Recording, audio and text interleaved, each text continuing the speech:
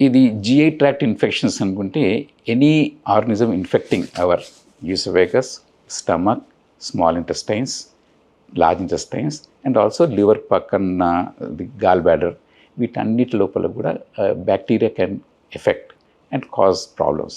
ఇక కామన్గా మన దగ్గర జిఐ ట్రాక్ట్ ఇన్ఫెక్షన్ తీసుకుంటే అంటే 1 by 1 if you come down, ఈ హెలికోబాక్టర్ పైలోరీ అనేది స్టమక్లో ఉంటుంది.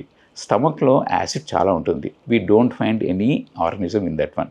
కానీ ఇంత యాసిడ్ లోపల ఇది ఎలా ఉంది అని అనుకుంటే ఒక ఆర్గనిజం కనుక్కున్నారు, హెలికోబాక్టర్ పైలోరీ. ఈ హెలికోబాక్టర్ పైలోరీ ఎక్కువ ప్రాలిఫరేట్ అయినప్పుడు it leads to acid diseases, acidic diseases అంటే డ్యూడెనల్ అల్సర్, గ్యాస్ట్రిక్ అల్సర్, ఇవి దెన్ హెలికోబాక్టర్ పైలోరీ గ్యాస్ట్రైటిస్ రావడానికి కారణమవుతుంది. కమింగ్ టు స్మాల్ ఇంటెస్టైన్, దీనివల్ల మీకు వెరీ కామన్గా స్మాల్ ఇంటెస్టైన్ ఇన్ఫెక్షన్స్ అని గ్రామ్ నెగటివ్. ఒక మన classic example is enteric salmonella. Salmonella అంటే టైఫాయిడ్ ఫీవర్. అది వచ్చినప్పుడు మామూలుగా వీళ్ళంటే గ్యాస్ట్రోఎంటరైటిస్ లాగానే ఫీవరు, మోషన్స్ రావడం జరుగుతుంది.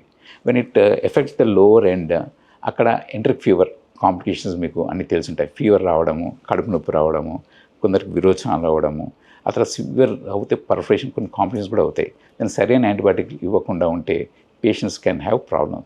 అండ్ నౌ డేస్ అగైన్ ఈ ఎంటరిక్ ఫీవర్ అంటే టైఫాయిడ్ ఫీవర్ రెసిస్టెన్స్ ఎక్కువ అవుతుంది. దానికి బెటర్ అండ్ బెటర్ యాంటీబయాటిక్స్ ఇవ్వడం జరుగుతుంది.